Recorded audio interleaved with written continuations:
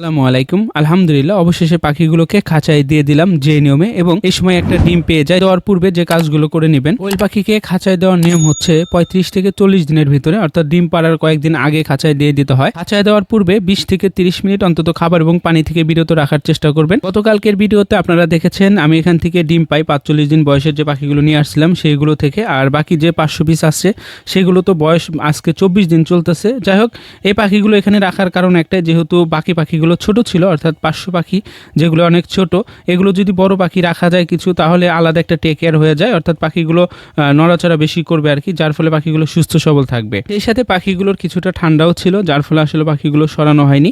তো আজকে সরাইলাম এই কারণে, পাখি এখান থেকে 2টা ডিম পেড়ে ফেলেছে অলরেডি।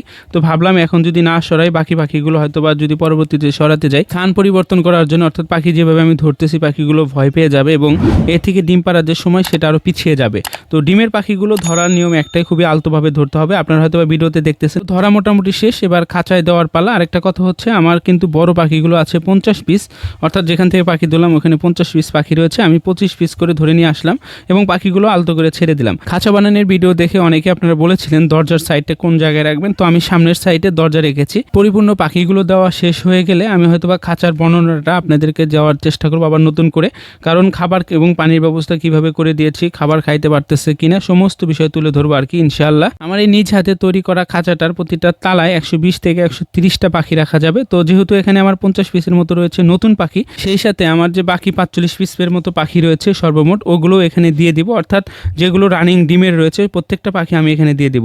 তো আরেকটা বিষয় আপনাদেরকে না বললে নয়, আমি যখন এই পাখিগুলোকে 25 পিস এনে দেই, পরবর্তী 25 পিস যখন আনতে যাই, অর্থাৎ পাখিগুলো নিয়ে আসে, আমি দেখি এখানে একটা ডিম। আমার এতটাই ভালো লেগেছিল আলহামদুলিল্লাহ, কারণ প্রথম দিন খাঁচায় পাখি দেওয়ার সঙ্গে সঙ্গে আমি ডিম পেয়েছি। আচ্ছা, আপনারা একটু কমেন্ট করে জানান তো প্রথম কয়েকদিনে আপনারা ডিম পেয়েছিলেন কোয়েল পাখি পালনের ক্ষেত্রে। এবার খাবার এবং পানির যে ব্যবস্থাপনাটা সেটা কমপ্লিট করে দেবো। যাই হোক, পেছন সাইডে আপনারা দেখতেছেন পানি রেখেছি এবং সামনের সাইডে দিয়েছি খাবারের যে ব্যবস্থাপনাটা সেটা। আর যে গ্যাপটা দিয়েছি, অনেকে প্রশ্ন করে থাকেন আপনারা যে খাদ্য খাবে সেই গ্যাপটা কত ইঞ্চি, এটা হচ্ছে 1.5 ইঞ্চি আমি গ্যাপ রেখেছি, যেখান থেকে গাড় বের করে অনায়াসে খেতে পারবে। যাই হোক, আপনারা দেখতেছেন পাখি খাবার খাওয়া শুরু করে দিয়েছে অলরেডি, এবং খাবারগুলো যাতে বাইরের সাইড দিয়ে পড়ে না যায়, যার জন্য দুই সাইডে 2টা ক্যাপ ব্যবহার করা হয়েছে, যে ক্যাপগুলো 10 টাকা করে পিস নিয়েছিল। যাই হোক, আপনারা অনেকেই জানতে চেয়েছিলেন যে ক্যাপটা কোথায় পাওয়া যায়, আমি দোকানের নাম্বার দিয়ে দিয়েছি। তারপর আপনারা যদি না কিনতে পারেন, তাহলে আমি এই ভিডিও ডিসক্রিপশন বক্সে দোকানের নাম্বার এবং ঠিকানা দিয়ে রাখবো ইনশাআল্লাহ। চাইলে আপনারা তাদের সাথে যোগাযোগ করে নেট, পাইপ এবং খামারের যাবতীয় ইনস্ট্রুমেন্ট যা যা লাগে আপনারা সকল কিছু তাদের সাথে যোগাযোগ করে নিয়ে নিতে পারবেন। আপনারা যদি লক্ষ্য করেন, তাহলে খাবার হিসেবে কিন্তু এখানে আমি দিয়েছি লেয়ার যে স্টার্টার ফিড আছে সেই ফিডটাই,